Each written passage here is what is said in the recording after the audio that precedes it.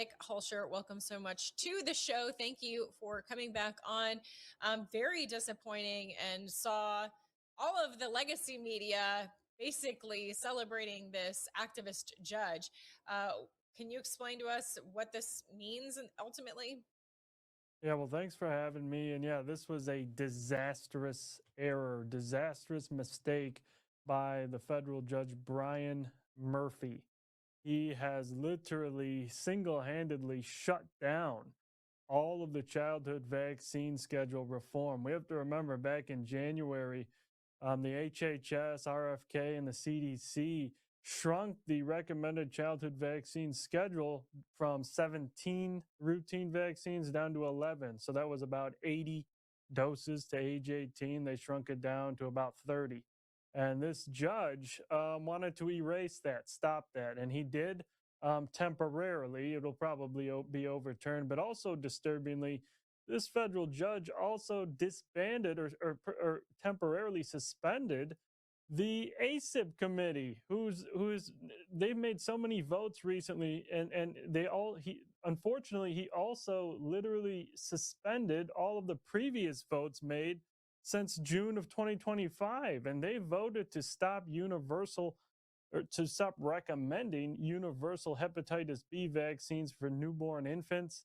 And so this judge has stopped that. Now they're back to recommending universal hepatitis B injections.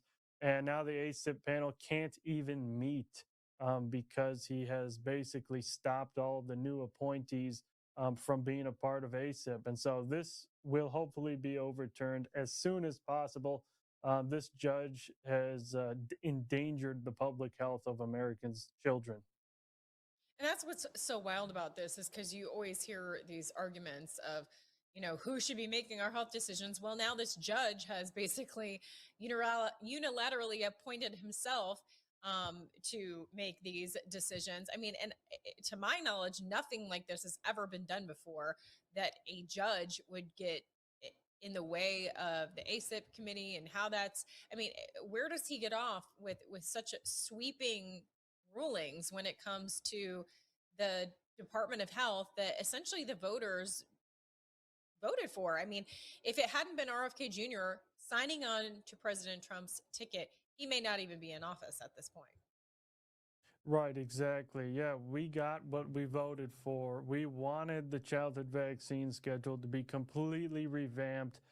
80 doses up to age 18 is not going to make America healthy again. It needed to be changed and restructured. And now this man apparently can just step in, this judge, and just stop it. But the thing is what he was doing was he was ruling on a lawsuit filed by the American Academy of Pediatrics, as well as many other compromised organizations. And so apparently, AAP, American Academy of Pediatrics, was claiming that these changes to the vaccine schedule were unlawful. But what we have to remember is the AAP themselves are being sued for operating a decades long racketeering scheme. They were hit with a federal RICO lawsuit by Children's Health Defense's legal team because since like the 70s and 80s, they have issued recommendations without any real safety data. They were just making it up, while at the same time, they never tested the vaccines in combination, never. Yet they recommended the 72 doses for children, so no safety data. But the disturbing part is that they also receive money from Pfizer, Moderna, Merck. So they get money from the vaccine makers to issue fraudulent recommendations. And so that's why they are now facing this Racketeering Influence Corrupt Organization Act lawsuit. So, yeah, it's going to be a big battle. This may reach the Supreme Court. Wow. I think we also need to remind folks that these recommendations were not just, oh, I think I'll listen to those that have concerns about vaccines and just sweeping reforms. These recommendations were made to be more in line with other countries. America has the most needles, crazy about vaccines. And as you've said, we truly don't have any evidence that it's safe to be injecting all of these vaccines. I mean, a crazy amount. Since again, a lot of people that just listen to the experts. They don't realize that many of these vaccines that their children get at these visits are 3-in-1, 4-in-1, I mean, and so it just compounds. So I just think that's important to remind folks of. And as far as this lawsuit against the AAP, any timeline on when we can know if that will make any headway? We don't have an exact timeline, unfortunately. Hopefully, within a few months we'll hear something. So yeah, hopefully that can accelerate quickly as this legal battle between the new administration and these vaccine cartel enterprises accelerates. But in the meantime, the public needs to understand not one of these childhood vaccines was licensed by the FDA based on a double-blind placebo-controlled trial. So when they were safety testing these, they would follow the kids for maybe 3 days, sometimes a few months, but they would never test it against an inert placebo. They would test it against another vaccine that also wasn't placebo tested. So they're basically largely untested, these shots. They don't test them in combination. Usually these children, infants, get like 6 doses in one visit. That was never tested. And now we have 13 vaccinated versus unvaccinated studies. All 13 of them found that vaccinated children suffer increased risks of mortality, so death, autism, ADHD, tics, other neurodevelopmental disorders, autoimmune diseases, skin diseases, asthma, and everything under the sun. In all studies, the vaccinated are far sicker. So this is not something to ignore. And we hope we can be successful in this. And these radical judges will be exposed for doing a grave harm to our public health. Wow. I mean, and then anecdotally, none of my kids are vaccinated at the recommended level. Some of them not at all. And all five, I mean, I have a lot of kids though. All five of them have none of those conditions. I mean, in today's society, that's pretty big deal because they're so prevalent as far as food allergies. You said skin conditions, asthma, ADHD, autism. I mean, these things are so prevalent now that I do think it's anecdotally a pretty big deal that five of my kids don't have any of those issues, but they also didn't follow the recommended schedule. Now, I want to talk about also this perfect storm of being corrupt. I mean, folks can believe whatever they want. If they want to continue to have faith in the system and the recommendation of their doctor, but they cannot ignore the perfect storm of corruption and the fact that you pointed out these vaccine manufacturers are giving money to the American Academy of Pediatrics, which makes these recommendations. And on top of that, there's no liability. They get liability immunity for something that's so safe and effective. Yet, if it's not safe and effective, well, oopsie, we don't have to face any liability for it. So that absolutely must end as part of this perfect storm of corruption. What is being done to pull this liability protection? Yeah, this is absolutely huge, this bill. The Liable Act was filed by Representative Chip Roy about a few weeks ago. And what this bill would do is it would literally strip the liability protections that Pfizer and Moderna and other mRNA injection companies have. Because through the PrEP Act, that act allows for so called emergency countermeasures, such as mRNA injections, to be completely protected from civil lawsuits. And so, this bill by Chip Roy, the Liable Act, would eradicate that liability shield through the PrEP Act, and it would initiate a massive, massive tsunami of lawsuits among the millions and millions of injured Americans. And this would probably put Pfizer and Moderna, drive them into bankruptcy. So this bill has to pass. This is absolutely critical. We need a legal reckoning. And yeah, I will be supporting this bill. I hope everybody else does as well who wants to actually make America healthy again.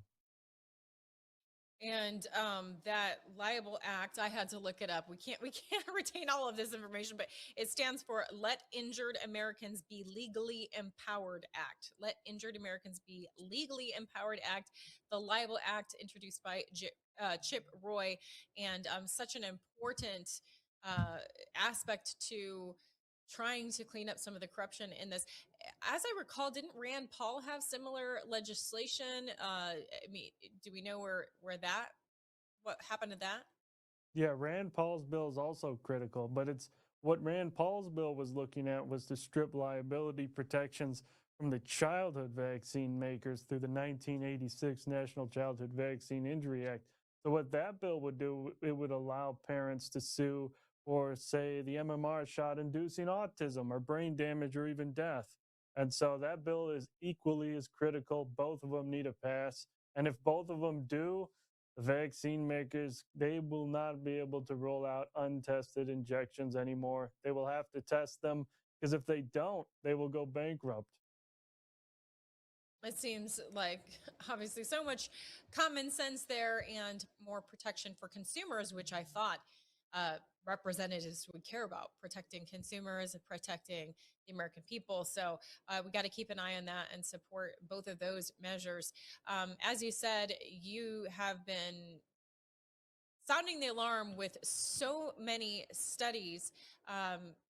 If you talk to average Joe, they will try and push this under the rug or find fault with these studies. I mean, where are we at as far as the number of studies that are linking vaccines to autism that are sounding the alarm about other links and the peer review status? I mean, even that has corrupt elements to it. But what can you tell me about when people try and brush these studies aside? Yeah, they can't brush these aside, particularly with autism. We conducted one of the most comprehensive analyses ever done on the causes of autism called Determinants of Autism Spectrum Disorder. It's over 300 studies. And we found there's about 136 studies that were looking at possible links between vaccines and brain damage, neurological disorders, and autism. And 107 of them found that there is a positive link between these vaccines and autism, neurodevelopmental disorders, and brain damage in the animal models.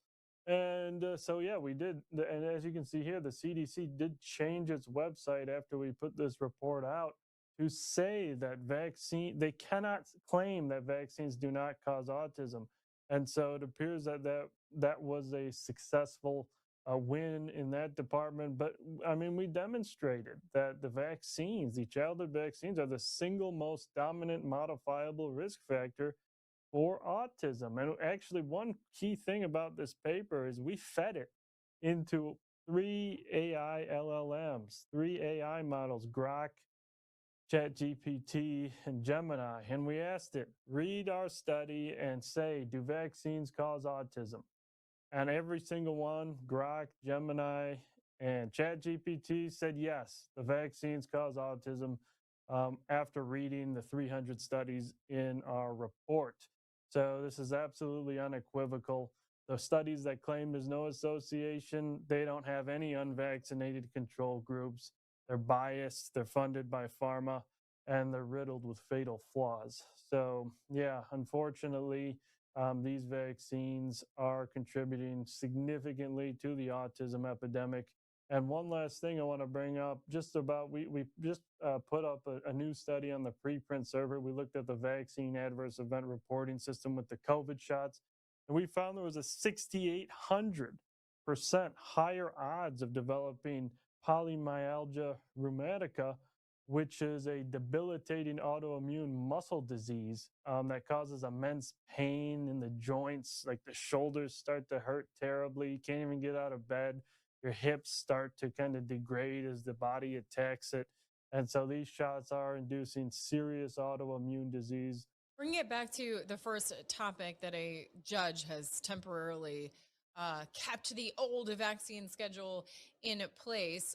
Of course, you said that would be appealed, but even, I mean, this ultimately this is for the advice, like what the recommendation should be, if I understand it correctly. Is there anything done about the fact that doctors are in many cases motivated to recommend the insane 80 plus a vaccine schedule because they're getting kickbacks from insurance companies, they're getting paid based on the percentage of those children, or the children in their practice that do follow the schedule? Is anything being done about that? Um, yeah, I'm not aware of anything that has directly been done to address these kickback schemes. I believe there was some initiative by HHS to try and prevent this. But it is true. Some of these pediatricians, doctors do receive bonuses, more money from the insurance company if they reach the vaccination quotas. And, this is one of the main barriers that's preventing these doctors from actually looking at the science and protecting the children. They don't want to lose their $1 million bonus.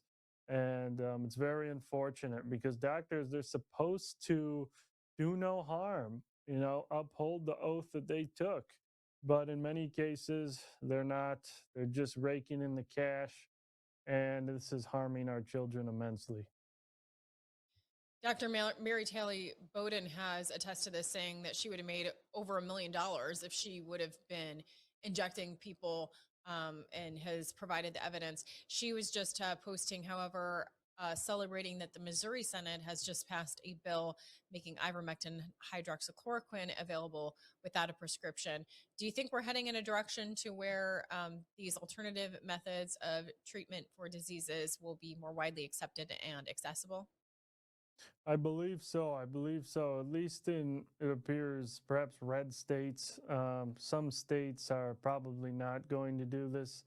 But we have to remember ivermectin is very safe. It's a very safe compound, safer than Tylenol. And it has been linked to not only obviously eliminating parasitic infections, but it is also now being used as a repurposed cancer drug. And there's literally over 100 studies showing that ivermectin has over 12 distinct anti cancer mechanisms across 12 cancer types. A recent study implanted rats with glioblastoma brain tumors, one of the most lethal cancers in existence. They developed a nano formulation of ivermectin, administered it intranasally in the rats, and it shrunk the glioblastomas by 70% in 10 days. And so it's Wow. very promising. And we also see lots of case report evidence now of remissions and even complete remissions with these antiparasitics. Excellent. Well, thank you so much for the updates. Please keep us continued to be updated on these very important issues. I encourage folks to follow Nicholas Hulscher on X at Nick Hulscher and find out the other websites and more for your excellent content. You are constantly sharing these studies and giving us the latest information. So thank you so much for your work. Thanks for having me.